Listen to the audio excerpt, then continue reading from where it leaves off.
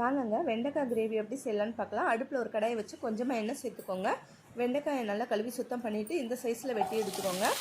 அந்த எண்ணெயில் வெண்டைக்காயை சேர்த்து நல்லா வதக்கி எடுத்துக்கலாம். வெண்டைக்காய் நல்லா வதங்கி வரணுங்க.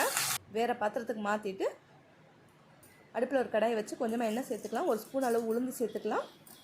ஒரு ஸ்பூன் அளவு கடுகு சேர்த்துக்கலாம். ஒரு ஸ்பூன் அளவு ஜீரகம் சேர்த்துக்கலாம். இது எல்லாமே நல்லா பொரிஞ்சு வரட்டுங்க. ஒரு பெரிய சைஸ் வெங்காயம் எடுத்து நல்லா பொடியாக நறுக்கிட்டு அதையும் அதில் சேர்த்துக்கலாம்.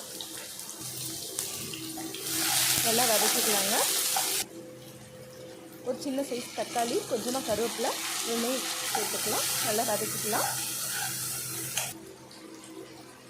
கொஞ்சமாக உப்பு சேர்த்துக்கலாம். நம்மளோட சேனலில் தீபாவளி ஸ்பெஷல் பலகாரங்கள் அடுத்தடுத்து நம்ம போட போகிறோங்க. கொஞ்சமாக மஞ்சள்தூள் சேர்த்துக்கலாம்.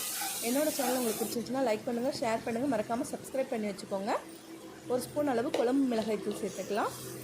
நல்லா கலந்து விட்டுடலாம்.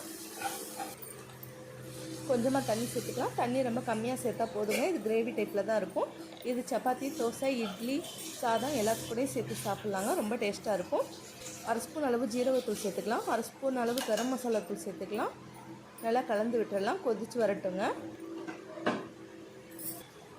பச்சை வாசனை போனதுக்கப்புறமா வெண்டைக்காய் வதக்கினதை சேர்த்துக்கலாம். வெண்டைக்காய் நல்லா வெந்து வரட்டுங்க. ஒரு மூடி போட்டு மூடி வச்சிடலாம். முட்டை ஒரு அரை கிண்ணம் அளவு தயிர் எடுத்து நல்லா கடைஞ்சிட்டு அதில் சேர்த்துக்கலாம். அவ்வளோதாங்க, வெண்டைக்காய் கிரேவி ரெடி ஆயிடுச்சு. என்னோடய சேனல் உங்களுக்கு பிடிச்சிருந்துச்சுன்னா லைக் பண்ணுங்கள், ஷேர் பண்ணுங்கள், மறக்காமல் சப்ஸ்கிரைப் பண்ணி வச்சுக்கோங்க. தேங்க்யூ.